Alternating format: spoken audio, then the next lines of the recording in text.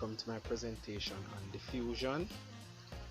And for today, the objectives are, we're going to be explaining the process of diffusion. We're going to define the term diffusion. We're going to define the term concentration, define a concentration gradient. We're going to explain examples of diffusion. Alright, so have you ever smelt your neighbors cooking? I'm certain that every student must have that experience. Or have you ever smelt your favorite flower? I'm sure that you have had that experience as well.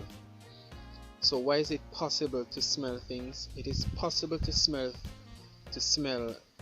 food, or it is possible to smell in, or let me change that, it is possible to smell food and flowers, etc., because the particles are able to spread from the food and the flowers into the air so you can smell them. So it is important to know that it is possible to smell food and flowers and other things because the particles are able to spread from the food and the flowers and other things into the air so that you can smell them. Alright? Now, the movement of the particles is important. The spreading or the movement of the particles from a region of high concentration to a region of low concentration until they are evenly spread is called diffusion.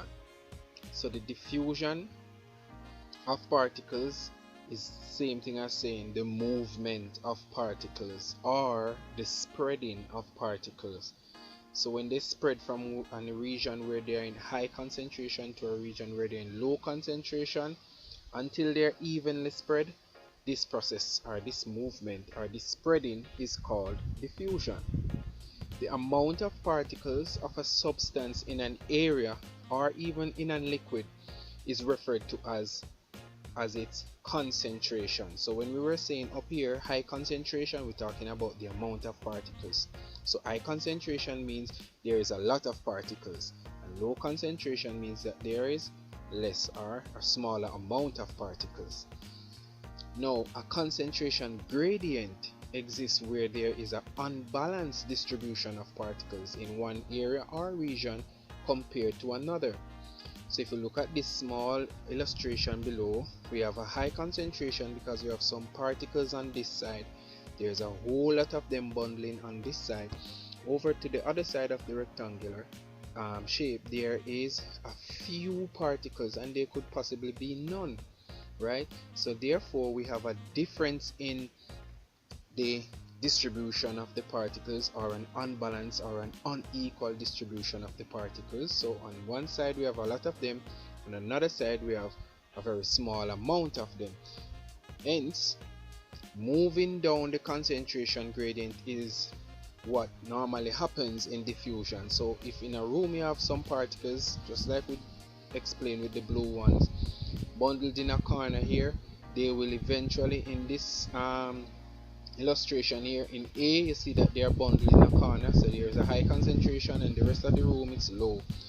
Then in B, you see that the particles start to spread. Alright, so they take their little time now and start to move apart and spread themselves out evenly. And in C, that is the end result when the particles have become evenly distributed, and so therefore we say that the diffusion has taken place, so the particles evenly spread out themselves.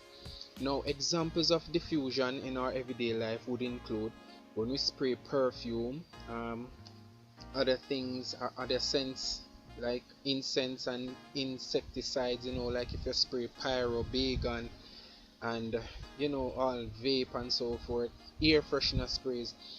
When these things are sprayed in one part of the room, it spreads throughout the entire room or throughout the whole room due to the process of diffusion. So perfume particles travel from higher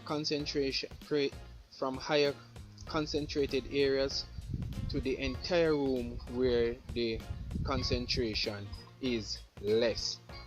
Alright guys, next is that when we put tea bags and so forth into a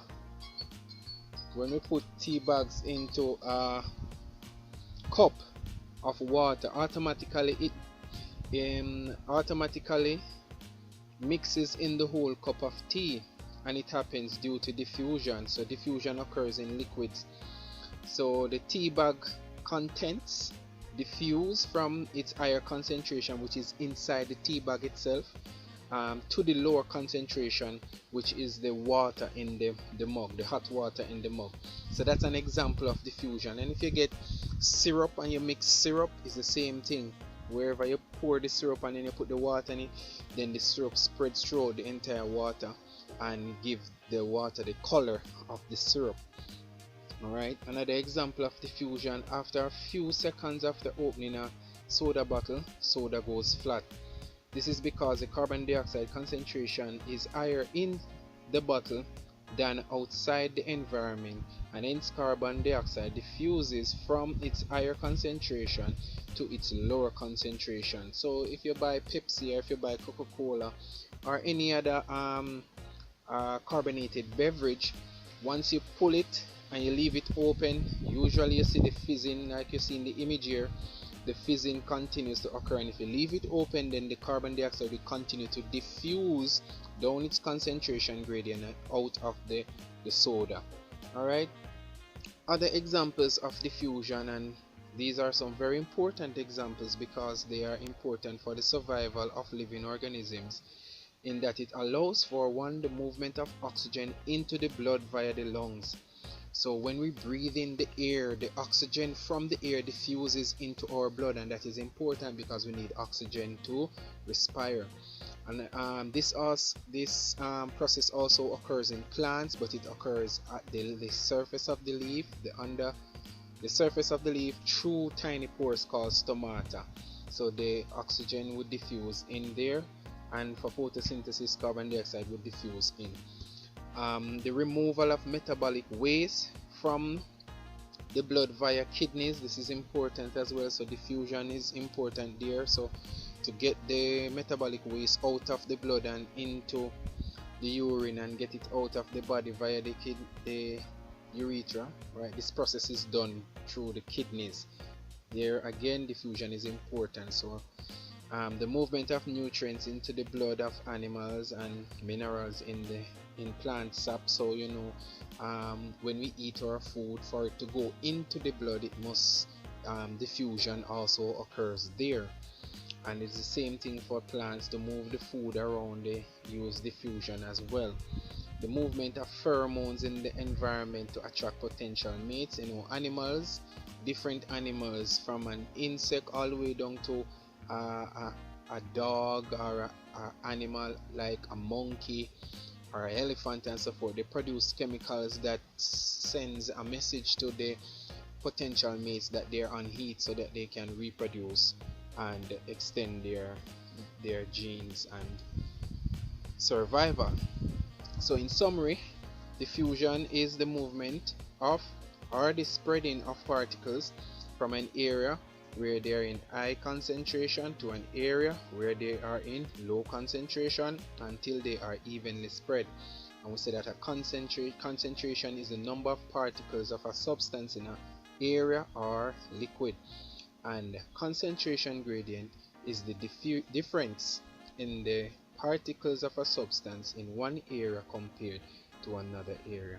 Thank you very much, guys. That's it. I hope you all learned something today. Have a good one.